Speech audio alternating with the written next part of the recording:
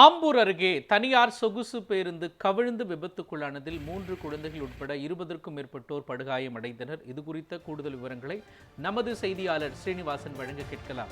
ஸ்ரீனிவாசன், இந்த விபத்து எப்பொழுது நேரிட்டது? இதனால் பாதிக்கப்பட்டவர்கள் தற்பொழுது எங்கு சிகிச்சையில் இருக்கிறார்கள்? மீட்பு பணிகள் எந்த அளவுக்கு நடைபெற்று வருகின்றன? சொல்லுங்க. நிச்சயமாக மோகன், விஜயவாடாவிலிருந்து ஒரு தனியார் சொகுசு பேருந்தானது 28 பயணிகளுடன் பெங்களூர் நோக்கி சென்று கொண்டிருந்தது.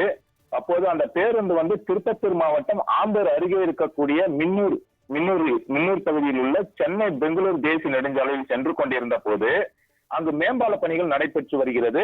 அங்கு அந்த மேம்பால பணிகளுக்காக அங்கு மண் குவியல்கள் குவித்து வைக்கப்பட்டிருக்கிறது.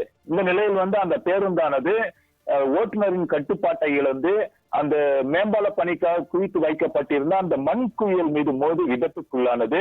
இந்த பின்னர் அந்த பேருந்து அந்த மண் குவியல் மீது மோதி அங்கேயே கவிழ்ந்து விபத்துக்குள்ளானது. இந்த விபத்தில் 3 குழந்தைகள் உட்பட 20க்கும் மேற்பட்டோர் படுகாயமடைந்திருக்கிறார்கள். இதனை பார்த்த அப்பகுதியை சேர்ந்த பொதுமக்கள் மற்றும் சக வாகன ஓட்டிகள் காயமடைந்தவர்களை மீட்டு ஆம்பூர் அரசு மருத்துவமனையில் அனுமதிக்கப்பட்டு அங்கு அனைவருக்கும் சிகிச்சை அளிக்கப்பட்டது.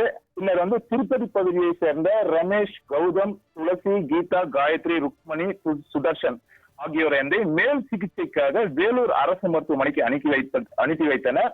இந்த விபத்து காரணமாக சென்னை பெங்களூர் தேசிய நெடுஞ்சாலையில் சுமார் 3 கிலோமீட்டர் தூரத்திற்கு வாகன வரிசை கட்டி நின்றதால் 2 மணி நேரத்திற்கு மேலாக போக்குவரத்து நெரிசல் ஏற்பட்டது.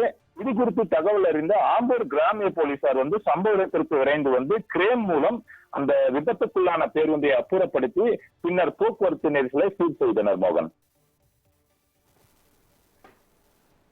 விவரங்களை வழங்கியதற்காக நன்றி ஸ்ரீனிவாசன்.